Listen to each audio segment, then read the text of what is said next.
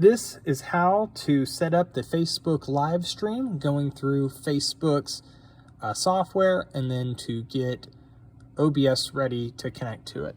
First things first, you need to open up Firefox.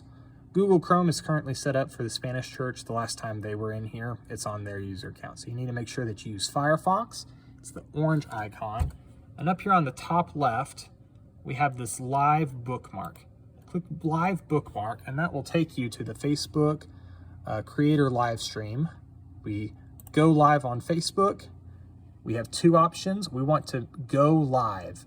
Creating a live video event has not gone well for us in the past. So we go live. We select this go live button below. And then this will take us to a little mini dashboard once it loads in. There's a couple of changes that you need to make sure that you adjust. First things, this usually does not change, but make sure we're posting on our timeline. Make sure that this is Pipeline Church and this is not your own personal user account.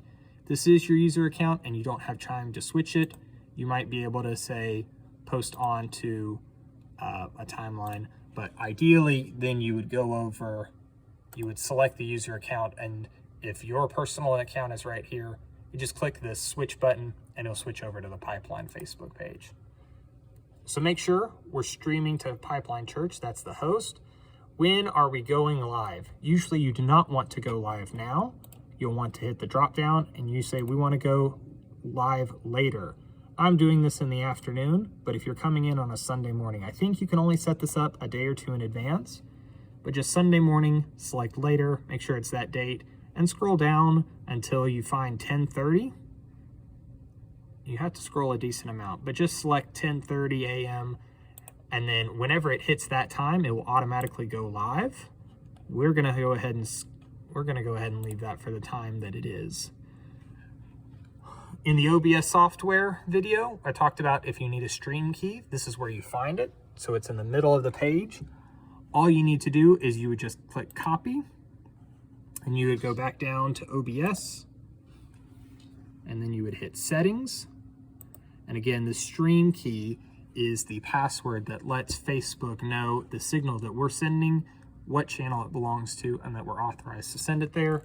And then you would go to stream, and then you would just paste that code in our stream key. And if I click this, you'll see that it's actually the same code as what we find over here. I think a little bit is cut off. These details should be defaulted every week, but you have your Sunday service.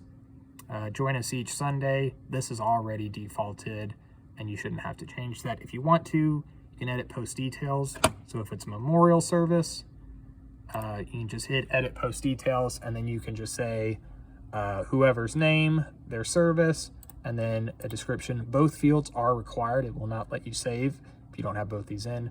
So just say Jim Bob Smith funeral service, and then you can say funeral service for Jim Bob Smith at Pipeline Church or whatever.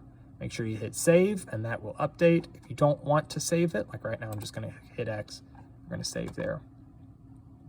If you have set up your time to be correctly, we will not do that right now, but it'll say schedule live video, and you'll want to go ahead and click that.